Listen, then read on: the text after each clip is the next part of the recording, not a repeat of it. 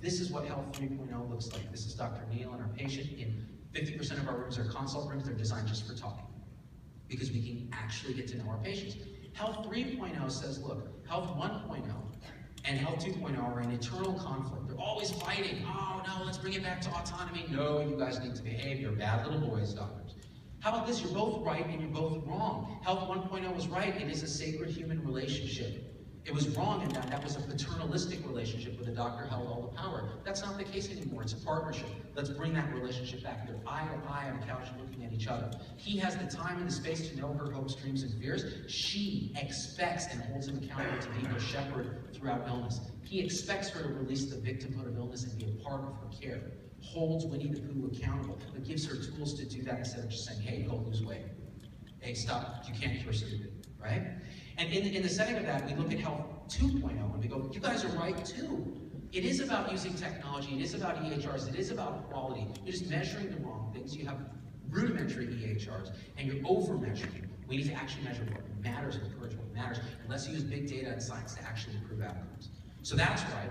But this 3.0 will take both of those, transcend and include the best aspects of both, and rehumanize it. This is repersonalized medicine. He has the time to know her. He's evidence-informed and empowered, but not evidence-enslaved. So he can do what's right for her, and if the outcome is good, then we get paid. And look at that chart where it is. It's between them. They're building the record together. If she brings in a stat from Dr. Google, he can go through it with her in real time. You know, this is what it's about. He can speak to her heart as well as her mind by telling stories.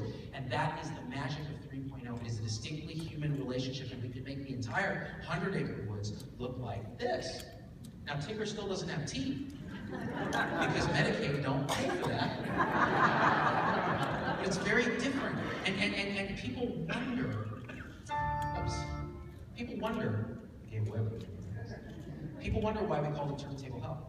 To kind of summarize it before we end. We call it turntable health not because everyone in Vegas, and apart from their day job, is also a DJ, which is in fact true. Oh, I'm the CEO of UMC Hospital, but I spin at the Harrah's on the weekend. We call it turntable health because those of us old enough to remember records, remember a record as this beautiful piece of art that you hold, and those of us young enough to have rediscovered it. Hold a beautiful record, piece of art in your hand with 10 or 12 tracks that together tell a story. You put it on the tone arm, on the platter, you drop the tone arm, and it's kind of a ritual.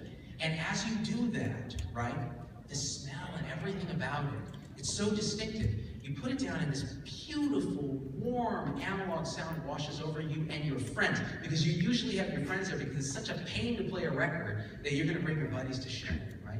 And this warm analog human sound washes over you. Why is it human? Because it's flawed. It has cracks and popples and little scratches, and it skips, and you have to get up and turn it. That's what makes us who we are. And I realize that is the heart of healthcare. That is what we're missing in 2.0, is the analog human relationship. You can bring a digital world to amplify it, but you cannot beat that relationship. And what we're sold now in 2.0 is an MP3. It's zeros and ones ripped off the internet, out of context of the album, no art, jammed in your ears and earbuds in a subway, listening apart from the rest of humanity. It's isolating, it's dehumanizing. We can't accept it anymore. So when we call it turntable, and we're going to continue to grow this brand on a different scale now, with different overhead, because that overhead killed us. It killed us. We were thinking we needed about 3,000 to 5,000 patients to make that work. And when we didn't have it, we couldn't make it work. So that was me being dumb, right? It was also Tony saying, make it big, you're trying to transform the world. And we said, okay, we'll use it as a model and continue to grow. So in the setting of that, I wrote a little ditty to send us out. And it is an anthem to you guys and all of us to say, now's our chance. Things are changing. It's a time of change. Whatever the politics are, let's make it a good change for all of us. We deserve help. 3.0, we're broken in 2.0. Let's not lose ourselves in this system, in this matrix. And in fact, this is called losers.